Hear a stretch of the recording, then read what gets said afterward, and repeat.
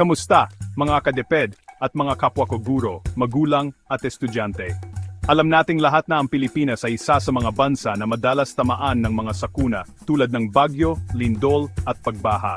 Kaya naman, mahalaga na maging handa tayo sa anumang kalamidad, lalo na sa sektor ng edukasyon.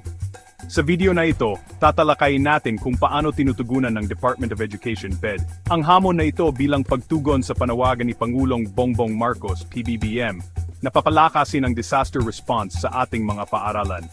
Ano nga ba ang mga hakbang na ginagawa ng DepEd para masiguro ang kaligtasan ng mga mag-aaral, guro, at paaralan sa panahon ng sakuna?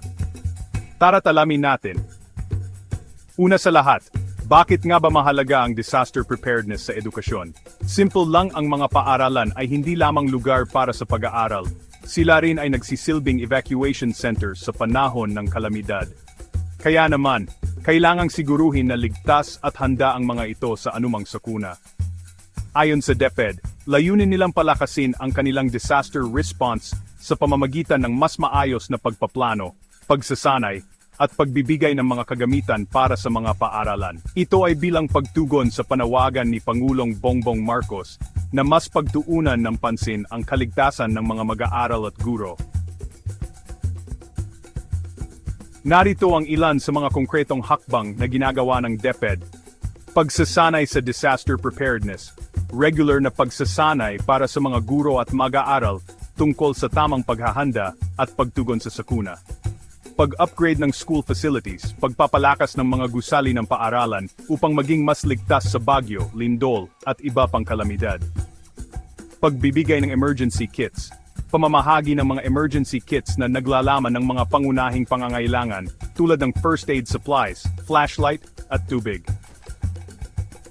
Partnership sa LGUs at NGOs, pakikipagtulungan sa mga lokal na pamahalaan at non-government organizations para mas mapalakas ang disaster response. Bilang mga guro at magulang, mahalaga rin ang papel natin sa disaster preparedness.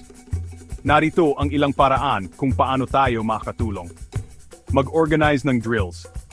Siguraduhin na alam ng mga bata kung ano ang gagawin sa oras ng sakuna.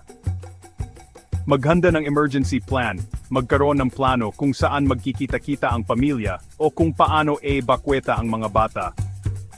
Maging updated, alamin ang mga advisories mula sa DepEd, LGUs at PAGASA upang maging handa sa anumang sakuna. Sa panahon ngayon, hindi natin maiwasan ang mga sakuna, ngunit maari nating paghandaan ang mga ito. Sa pamamagitan ng mga hakbang na ito ng DepEd, mas magiging ligtas at handa ang ating mga paaralan, guro, at mag-aaral sa anumang kalamidad. Kaya naman, mga kapwa ko guro at magulang, sama-sama tayong maging bahagi ng solusyon. Maghanda, maging alerto, at palaging maging ligtas.